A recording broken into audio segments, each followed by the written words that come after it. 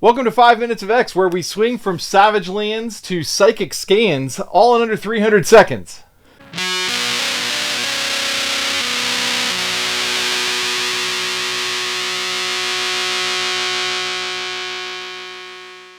Today's spotlight is on Ka-Zar, aka the son of the tiger, a British-born human named Kevin Plunder. 2 names and a translation. Is that a record?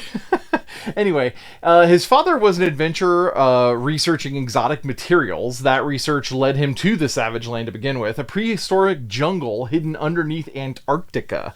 And that's where Ka-Zar still lives to this day, alongside his loyal sabretooth tiger named Zabu.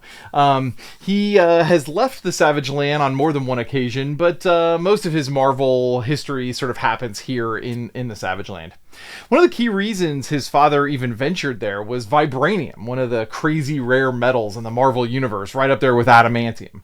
Vibranium is a major power source, especially for Wakanda, and it's the stuff that Captain America's shield is made out of. Naturally, that kind of value draws unwanted attention, so invasions and incursions into the savage land are kind of a reoccurring theme. Ka-Zar doesn't live with the savage land man-apes that live there, but he lives near them, and he's long been its primary protector, the savage land's protector. He marries Shauna, the she-devil, and they even have a kid together. As for powers, well, originally he was just a jacked guy with a tiger and a loincloth, but modern stories give him a boost. After nearly dying, Ka-Zar was submerged in mystical waters laced with the blood of the savage land's version of the Man-Thing. Boy, that was a lot. Okay, that part of the story is odd to say the least. Since then, he's been linked to the essence of the savage land itself, along with his wife Shauna. So his bond with the savage land lets Ka-Zar channel the fauna of the land, whether that means mimicking animal traits or amping up his strength. He's not a mutant, but he's definitely in the deep end of Marvel's evolutionary weirdness pool, and though he has shown up across much of the Marvel comic line, his founding and a good chunk of his story is told through X-related stories. The X-Men come to the savage land fairly often, every year or two. Okay, so we open in the danger room where Jean is taking apart and reassembling a rifle using only her mind, and apparently doing a killer job. Meanwhile, both she and Scott are having quiet, flirty inner monologues about how much they like each other. The real action kicks in when the team notices that Warren is missing. We find him watching a broadcast about a scientist in Antarctica getting attacked by a saber-toothed tiger and a man in a loincloth. Professor X checks Cerebro and confirms no mutants down there, but still he gives the X-Men the green light to investigate, and before they leave, he makes it clear Scott is in charge. The X-Men travel to the South Pole and find a massive crevice. Naturally, Scott blasts a laser into it, which, let's be real, any dude would absolutely do in his place.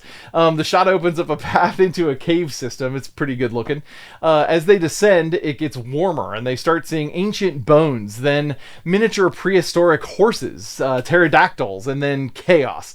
The team is ambushed by swamp men riding what look like a mix of raptors and ostriches.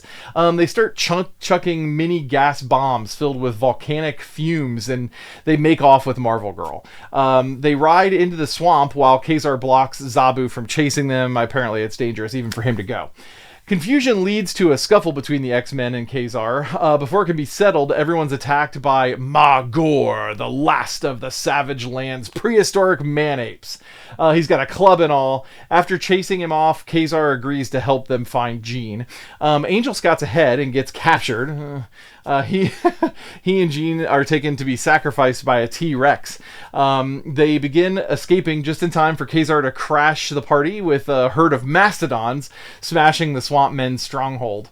When Cyclops reaches Jean, he asks if she's okay and totally ignores Angel, who snarkily points out that he is also fine.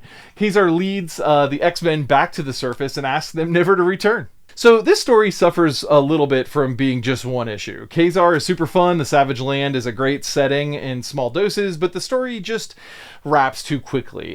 Jean and Angel get captured, and 5 pages later, we're at the end. The climax comes on the second to last page. I liked it, but it needed more room to breathe. You survived another session in the Danger Room. For more character info, reading lists, and whatever other nerdy projects I'm tangled up in, head on over to Jordy.com.